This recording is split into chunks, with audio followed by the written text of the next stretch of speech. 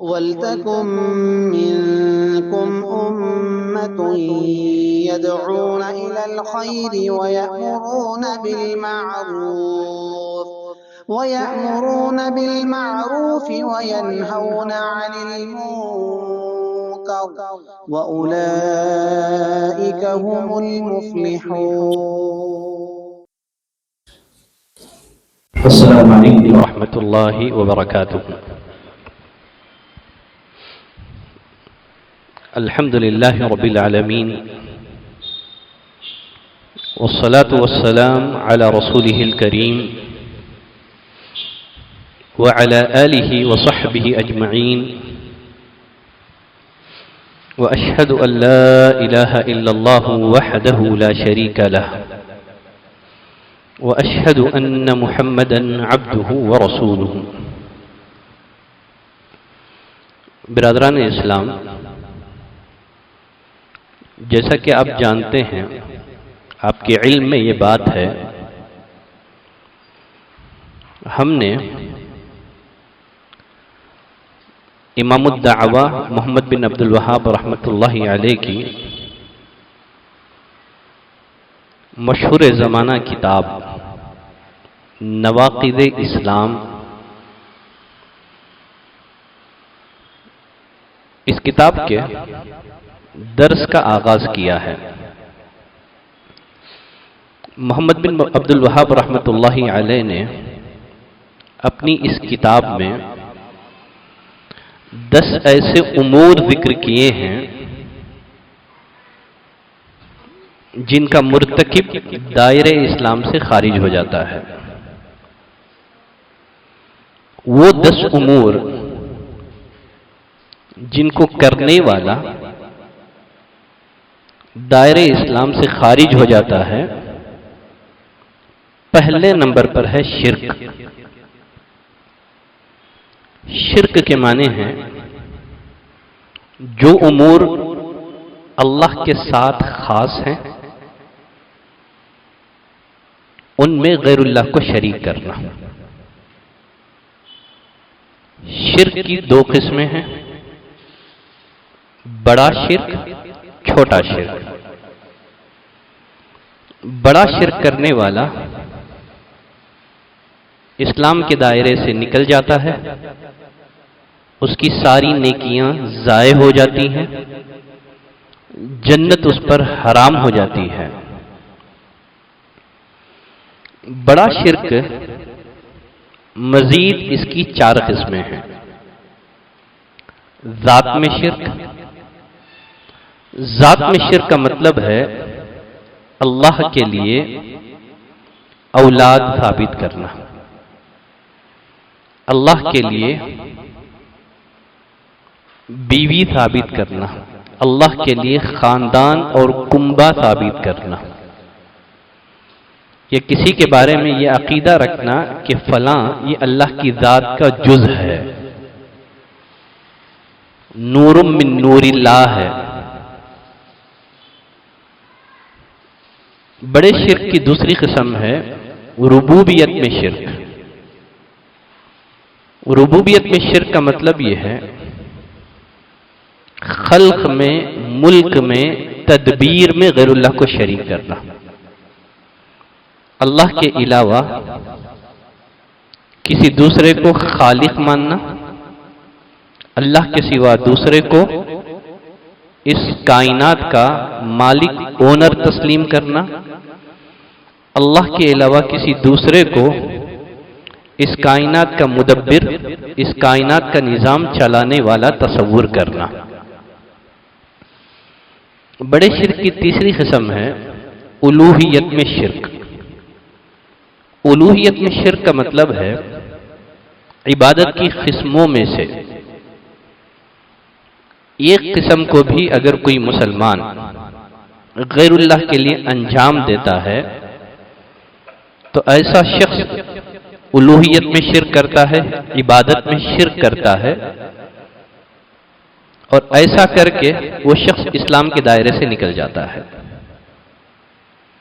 इबादत चाहे क़ल्बी हो, इबादत चाहे ज़बानी हो, इबादत चाहे बदनी हो, इबादत चाहे माली हो,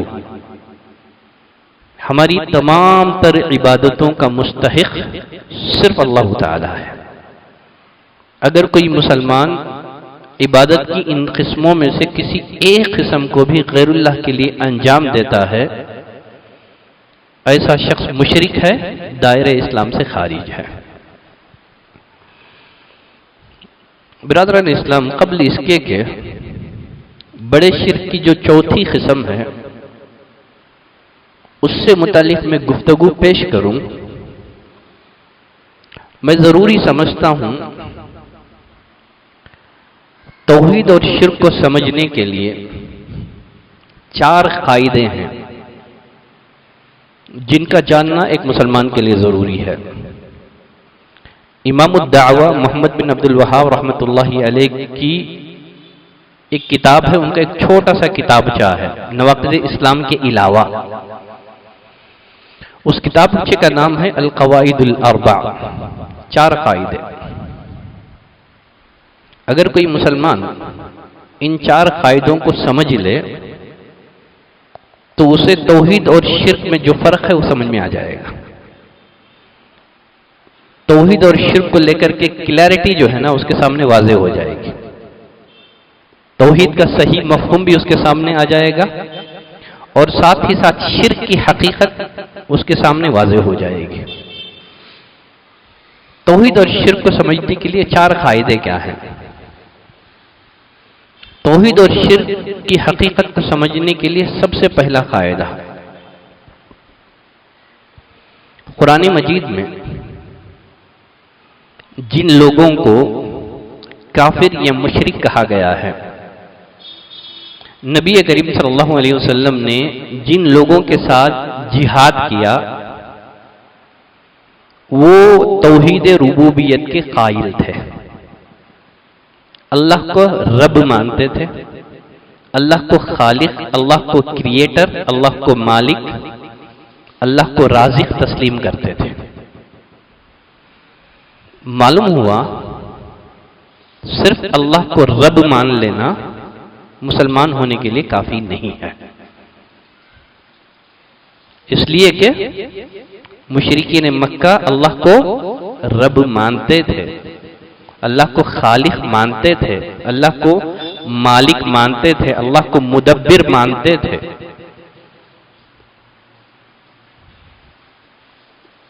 तो तौहीद रुबूबियत का इकरार काफी नहीं है। एक मुसलमान के लिए जरूरी है तौहीद रुबूबियत के साथ साथ तौहीद उलूहियत को भी तस्लीम करे।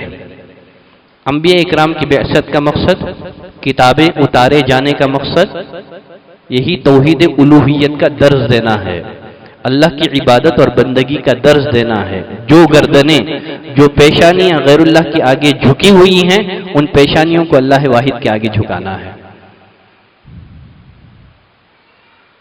तो ये पहला कायदा है। नबी करीम सल्लल्लाहु अलैहि वसल्लम ने जिन लोगों से जिहाद किया था या कुरान में जिनको काफिर या मुशरिक कहा गया है वो तौहीद रुबूबियत को मानते थे। दूसरा कायदा, कुरान मजीद में जिन लोगों को मुशरिक कहा गया है, काफिर कहा गया है, जिनसे नबी करीम सल्लल्लाहु अलैहि वसल्लम ने जंगें की, वो गैरुल्लाह को सिफारिशी समझ के पुकारते थे। मुशरिकीन मक्का जिन बुतों की इबादत करते थे उनको रब नहीं मानते थे, वो रब अल्लाह ही को मानते थे। जब उनसे कहा जाता तुम इन बुतों की इबादत क्यों करते हो, क्या जवाब मिलता सामने से? अल्लाह ताला ने फरमाया वयअबुदूना मिन दूनिल्लाहि मा ला यज़ुर्रुहुम वला यनफ़उहुम। ये लोग अल्लाह को छोड़ करके ऐसों की इबादत करते हैं जो ना उन्हीं नुकसान पहुंचाते हैं न फायदा। नफा नुकसान की इनमें कुछ भी सलाहियत मौजूद नहीं है, नफा नुकसान के मालिक नहीं है। जब इन्हीं तौहीद की दावत दी जाती है, अल्लाह वाहिद की इबादत और बंदगी का दर्स इन्हीं पढ़ाया जाता है, जवाब क्या मिलता है? वयक़ूलून हाउलाई शुफ़ाअउना इंदल्लाह, ये अल्लाह के यहां हमारी सिफारिश करेंगे। तो मुशरिकीन मक्का बुतों को सिफारिशी समझ के पुकारते थे, वसीला समझ के पुकारते थे। मा नअबुदुहुम इल्ला लियुक़र्रिबूना इलल्लाहि ज़ुल्फ़ा, हम लोग गुनहगार हैं, खताकार हैं, अल्लाह हमारी दुआएं कबूल नहीं करता है, बुजुर्गान दीन की दुआएं रद्द नहीं करता है, हम इनकी इबादत इसलिए करते हैं ताकि ये हमें अल्लाह के करीब कर दें। मा नअबुदुहुम इल्ला लियुक़र्रिबूना इलल्लाहि ज़ुल्फ़ा, हम इनकी इबादत इसलिए करते हैं ताकि ये हमें अल्लाह के करीब कर दे। क्या मालूम हुआ? आदमी गैरुल्लाह को चाहे रब समझ के पुकारे, सिफारिशी समझ के पुकारे, वसीला समझ के पुकारे, हर सूरत में शिर्क है। इसलिए कि मुशरिकीन मक्का अपने बुतों को रब समझ के पुकारते ही नहीं थे, वो रब अल्लाह ही को मानते थे। वो बुतों को सिफारिशी समझ के पुकारते थे, वसीला समझ के पुकारते थे। आदमी गैरुल्लाह को चाहे वसीला समझ के पुकारे या सिफारिशी समझ के पुकारे, हर सूरत में ऐसा शख्स मुशरिक और दायरे इस्लाम से खारिज है। एक मुसलमान को चाहिए सिर्फ अल्लाह को पुकारे, अल्लाह के अलावा कोई हमारी मुसीबतें दूर करने पर कादिर नहीं है। अल्लाह ने फरमाया अम्मन युजीबुल मुज़्तर्र इज़ा दआहु व यक्शिफुस सू, कौन है जो परेशान हाल की दुआ को कबूल करता है जब वो परेशानी में पुकारता है, व यक्शिफुस सू, और उसकी बुराई को उससे दूर करता है और जमीन की खिलाफत अता करता है। अइलाहुम मअल्लाह, क्या अल्लाह के अलावा भी कोई माबूद है जो तुम्हारी तकलीफ को दूर कर सके, जो जमीन की खिलाफत तुम्हें अता करे? अल्लाह के अलावा कोई मुसीबतें दूर करने पर कादिर नहीं है। तो एक मुसलमान को चाहिए हर हाल में अल्लाह को पुकारे। मजीद सिफारिश और वसीला, इन दोनों पर गुफ्तगू आगे आ रही है। नवाक़िद इस्लाम में से दूसरा नाक़िस, नवाक़िद इस्लाम में से इस्लाम को ख़त्म कर देने वाले उमूर में से दूसरा उमूर वसीला है। आगे मैं वहां तफसीली तौर पर गुफ्तगू करूंगा वसीले पर, और साथ ही साथ सिफारिश और शफाअत पर भी तफसीली तौर पर गुफ्तगू पेश करूंगा। तौहीद और शिर्क की हकीकत को समझने के लिए तीसरा कायदा, कुरान मजीद में जिन लोगों को मुशरिक कहा गया है, कुरान मजीद में जिन लोगों को काफिर कहा गया है, जिनसे नबी करीम सल्लल्लाहु अलैहि वसल्लम ने जंगें लड़ी, वो जानदार और बेजान दोनों की इबादत करते थे। वो जानदार और बेजान दोनों की इबादत करते थे। मालूम हुआ आदमी अल्लाह को छोड़ करके चाहे दरख्त को पुकारे, पत्थर को पुकारे, बुजुर्गान दीन को पुकारे, औलिया अल्लाह को पुकारे, अंबिया को पुकारे, फरिश्तों को पुकारे, जिन्नात को पुकारे, जानदार को पुकारे, बेजान को पुकारे, हर सूरत में शिर्क है। हम ये नहीं कह सकते कि सिर्फ बुतों को पुकारना शिर्क है, नेक लोगों को पुकारना शिर्क नहीं है। अल्लाह ताला ने फरमाया इन्नल्लज़ीना तदऊन मिन दूनिल्लाह, अल्लाह को छोड़ करके जिनको तुम पुकारते हो, इबादुन अम्सालुकुम, ये तुम्हारे ही जैसे बंदे हैं। देखिए नूह अलैहिस्सलातु वस्सलाम की कौम जिन 5 बुतों की इबादत करते थे। कौम नूह के पंजतन पाक थे, जिसका जिक्र कुरान मजीद में सूरह नूह में आपको मिलेगा, जिनकी नूह अलैहिस्सलाम की कौम परस्तिश किया करती थी। कौन थे ये लोग? वद, सुआ, यगूस, यऊख, नसर, इन 5 बुतों की इबादत करते थे। ये कौन थे ये लोग? अब्दुल्लाह इब्न अब्बास रज़ी अल्लाहु अन्हुमा फरमाते हैं, हाउलाई अस्माउ रिजालिन सालिहीन मिन कौमि नूह। ये जो 5 लोग हैं ना, ये नूह अलैहिस्सलाम की कौम के नेक लोग थे। मुशरिक यानी नूह अलैहिस्सलाम की कौम जब इन 5 बुतों को पुकारते थे तो इनकी नीयत, इनका इंटेंशन सिर्फ इन पत्थरों की मूर्तियों को पुकारना नहीं होता था, बल्कि इनकी रूहों को पुकारना होता था। फिर भी वो अल्लाह के अज़ाब का शिकार हुए कि नहीं हुए? तूफान नूह में अल्लाह ने गर्क किया कि नहीं किया? हालांकि वो नेक लोगों की रूह को पुकारते थे, वो सिर्फ बेजान पत्थरों की मूर्तियां नहीं थी। वो नूह अलैहिस्सलाम की कौम के नेक लोग थे। नूह अलैहिस्सलाम की कौम के लोग जब इनको पुकारते थे, वो ये अकीदा रख करके पुकारते थे कि इनकी रूहें हमारी पुकार सुनती हैं।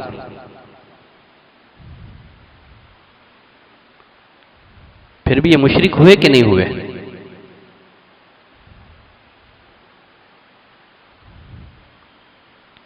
इसी तरह अल्लाह ताला नबी करीम सल्लल्लाहु अलैहि वसल्लम ने फरमाया, लअनल्लाहुल यहूद वन नसारा, अल्लाह की लानत हो यहूदियों पर, नसारा पर, इत्तखदू खुबूर अंबियाइहिम मसाजिदा, इन्होंने अंबिया की कब्रों को सजदागाह बनाया। अंबिया की कब्रों को सजदागाह बनाने की वजह से अगर यहूदी अल्लाह की लानत के मुस्तहिक हैं, क्या आज के मुसलमान अगर बुजुर्गान दीन को या उनकी खबरों को सजदागाह बनाएं तो उन पर रहमत बरसेगी क्या? तो मालूम हुआ सिर्फ पत्थर की मूर्तियों को पुकारना ही शिर्क नहीं है, सिर्फ दरख्त को पुकारना ही शिर्क नहीं है।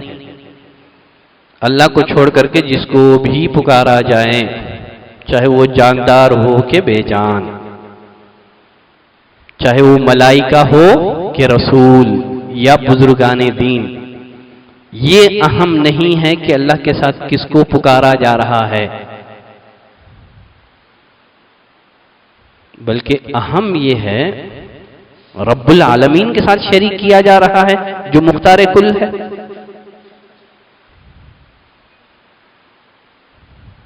तो हमें यह देखने की जरूरत ही नहीं है अल्लाह के सिवा जिसको भी पुकारा जाए, चाहे वो जानदार हो या बेजान, चाहे वो पत्थरों की बनी हुई मूर्तियां हों या दरख्त, हर सूरत में शिर्क है। बात समझ में आ गई? चले, कितने कायदे हो गए? 3 कायदे हो गए। चले चौथा कायदा। मोहम्मद बिन अब्दुल वहाब रहमतुल्लाहि अलैह फरमाते हैं, कुरान मजीद में जिन लोगों को मुशरिक कहा गया है,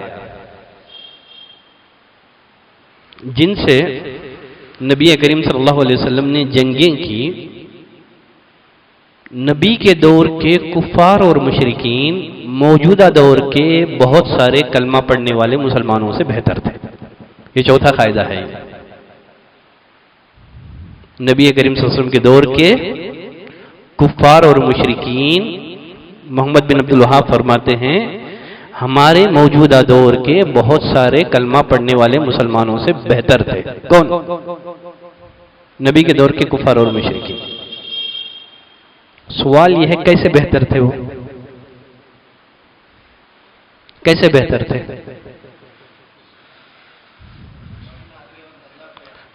हाँ, नबी करीम सल्लल्लाहु अलैहि वसल्लम के दौर के कुफार और मुशरिकीन मुसीबतों में सिर्फ अल्लाह को पुकारते थे। अल्लाह ताला ने फरमाया, व इज़ा रकिबू फिल फुल्क दअउल्लाह मुखलिसीन लहुद्दीन। जब ये लोग कश्ती में सवार होते, जब इनकी कश्ती तूफान का शिकार हो जाती, इखलास के साथ अल्लाह को पुकारते थे। यानी कम से कम उनकी जिंदगी का एक पार्ट शिर्क से महफूज था।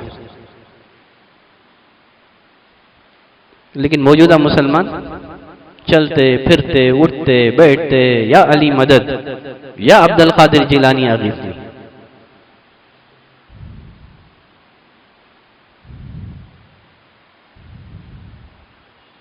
देखिए, जब मक्का फतह हुआ,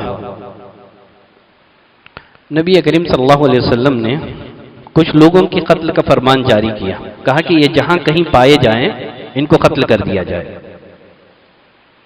इसलिए कि इन्होंने मुसलमानों के खिलाफ बड़ी साजिशें की थी, मुसलमानों को बहुत नुकसान पहुंचाया था। उनमें से एक नाम इकरमा बिन अबी जहल का भी है। अबू जहल के लड़के इकरमा बाद में ये रज़ी अल्लाहु अन्हु बन गए। मक्का फतह हुआ, नबी ने कहा कि इकरमा जहां कहीं पाए जाएं, इन्हीं कत्ल कर दिया जाए। चुनांचे इकरमा फौरन मक्के से निकले, जद्दा की बंदरगाह पहुंचे,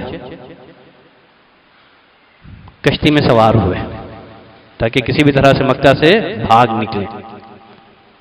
कश्ती में सवार होकर के कश्ती कुछ ही मील आगे बढ़ी थी, तूफान की जिद में आ गई।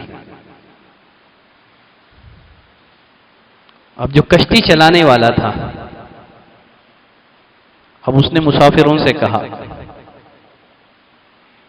ऐ मुसाफिरों, इखलास के साथ अपने रब को पुकारो, अल्लाह को पुकारो। इस तूफान से अल्लाह के अलावा कोई बचाने वाला नहीं है, यहां तुम्हारे माबूद कुछ काम नहीं आएंगे। कहा कि इखलास के साथ अल्लाह को पुकारो, इस तूफान से वही बचाएगा। नबी करीम सल्लल्लाहु अलैहि वसल्लम ने मक्के में 13 साल तौहीद का दर्ज दिया। समझ में नहीं आई बात इकरमा बिन अबी जहल के। जब कश्ती तूफान के भंवर में फंसी और मल्लाह ने कहा अल्लाह को पुकारो, अब बात समझ में आ गई। कहा यही तो वो बात है, तौहीद का यही दर्स है जो मोहम्मद सल्लल्लाहु अलैहि वसल्लम हमें दिया करते थे। अगर मुसीबत में, समंदर में, तरी में, मुसीबतों से अगर अल्लाह हमें बचा सकता है तो खुश्की में भी वही हमको बचाएगा। उस वक्त इकरमा बिन अबी जहल ने अहद किया रज़ी अल्लाहु अन्हु, अगर अल्लाह ताला मुझे इस तूफान से बचा ले तो मैं नबी की खिदमत में हाजिर होकर के कलमा पढ़ करके मुसलमान हो जाऊंगा। अल्लाह ताला ने बचा लिया। नबी करीम सल्लल्लाहु अलैहि वसल्लम की खिदमत में हाजिर हुए, साबिका गुनाहों से तौबा की, कलमा पढ़ करके मुसलमान हो गए। तो यह है चौथा कायदा कि नबी के दौर के कुफ्फार और मुशरिकीन मौजूदा दौर के बहुत सारे कलमा पढ़ने वाले मुसलमानों से बेहतर थे। वो कम से कम मुसीबतों में तो अल्लाह को पुकारते थे, लेकिन मौजूदा मुसलमान जितनी बड़ी मुसीबत में फंसता है उतना बड़ा शिर्क करता है। देखिए, नबी के दौर के कुफार और मुशरिकीन मौजूदा मुसलमानों से बेहतर होने की एक दूसरी वजह भी है। यह वजह मैं पहले बता चुका हूं, नबी करीम सल्लल्लाहु अलैहि वसल्लम ने मुशरिकीन से कहा, ला इलाहा इल्लल्लाह पढ़ लो, कामयाब हो जाओगे, तुम्हारा हमारा झगड़ा खत्म हो जाएगा। क्या मुतालबा किया नबी ने? क्या मुतालबा किया? कलमा पढ़ लो। मुशरिकीन ने यह नहीं सोचा चलो सिर्फ एक कलमा पढ़ने की बात है, कलमा पढ़ के मसला हल कर लेते हैं, बाद में हमको जो करना है वो करेंगे। मोहम्मद का यही तो मुतालबा है सल्लल्लाहु अलैहि वसल्लम, कलमा पढ़ लो कामयाब हो जाओगी, चलो हम कलमा पढ़ लेते हैं। पढ़ा उन्होंने? क्यों नहीं पढ़ा? इसलिए कि वो लोग माने को जानते थे। उनको मालूम था कि इस कलीमे को जबान से अदा करने का मतलब ये है, ये कोई मीनिंगलेस सेंटेंस नहीं है, ये मीनिंगफुल जुमला है। ये उनको मालूम था कि इस कलीमे को जबान से पढ़ने का मतलब ये है, हम जिन जिन जिन बुतों की इबादत करते थे सबकी इबादत और बंदगी का इनकार करके सिर्फ अल्लाह की इबादत करनी होगी। उन्होंने कलीमे के माने को समझा, कलीमा पढ़ने से इनकार कर दिया। लेकिन मौजूदा दौर के बहुत सारे मुसलमान ऐसे हैं जो बिला समझे कलीमे का इकरार कर रहे हैं। उन्होंने समझा तो इनकार कर दिया, लेकिन हमारा मामला क्या है, बिला समझे ला इलाहा इल्लल्लाह पढ़ रहे हैं। ला इलाहा इल्लल्लाह का माना मालूम नहीं है, मतलब मालूम नहीं है। कलमा पढ़ करके भी आज मुसलमान अपनी पेशानियां मज़ारों के आगे झुकाए हुए हैं, गैरुल्लाह को मुश्किल कुशा मानते हैं, गैरुल्लाह को मुख्तार कुल मानते हैं।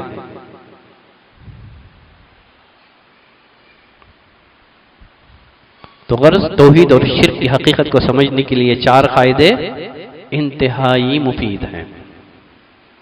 इंशाल्लाह अगली क्लास में जब हम हाजिर होंगे, शिर्क अकबर की एक किस्म अभी भी बाकी है, बड़े शिर्क की। वो क्या है? अस्मा और सिफात में शिर्क, जात में शिर्क, रुबूबियत में शिर्क, उलूहियत या इबादत में शिर्क। नंबर 4 अस्मा और सिफात में शिर्क। अस्मा और सिफात में शिर्क का मतलब क्या है, इंशाल्लाह अगली क्लास में मैं इसकी वजाहत करूंगा। आज के लिए इतनी गुफ्तगू काफ़ी है। सल्लल्लाहु अला नबीना मुहम्मद व अला आलिहि व सहबिहि वसल्लम तस्लीमन कसीरा। सुब्हानक अल्लाहुम्मा व बिहम्दिका अशहदु अन ला इलाहा इल्ला अंता अस्तगफिरुका व अतूबु इलैक।